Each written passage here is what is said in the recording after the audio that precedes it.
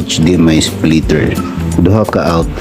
Kay gusto na itong ma-on ang kaning ato ang TV kanang TV o ang projector.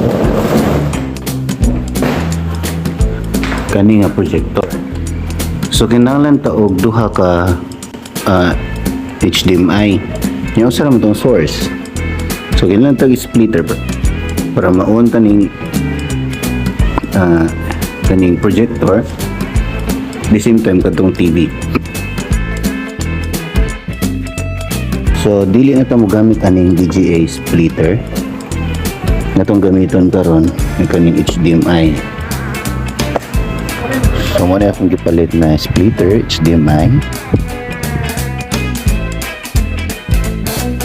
Huwag na ni siya duha ka output. So muna itong kinahanglan. Dinhi itaod ang gikan sa source.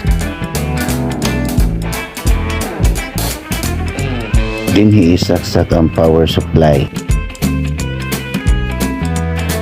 So muna itong power supply ato ni isaksak.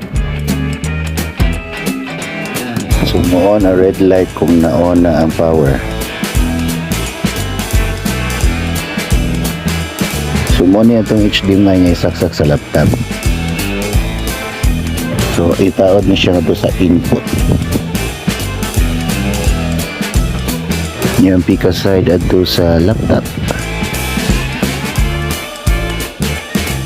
Then i-connect na to ang projector ug TV. So aturong i-on ang TV o niya i-set up. I-on po na to ang atong projector. Ang sa TV i-set na to sa saktong HDMI connector. So ato nang i-on ang ato ang laptop.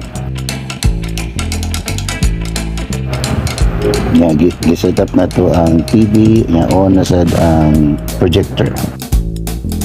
So make sure nga gitarong og saksak kay pag una wala na yun ni-detect. So akong gipangduot niya usa pa siya ni-detect.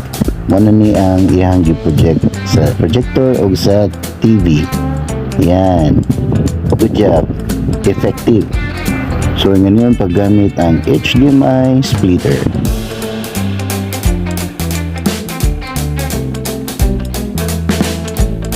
Kung nakauyon ka sa video nga mo nakita o ginahan ka na makabaw sa sunod ng mga videos or mga uploads na ko, follow me on Facebook and TikTok and subscribe to my YouTube channel and then click the notification bell nya kay bawal lang po ko kung unsay muhang comment din ha kung nakauyon ba ka o wa aron mas ma-improve na ko akong mga videos. Dahil salamat.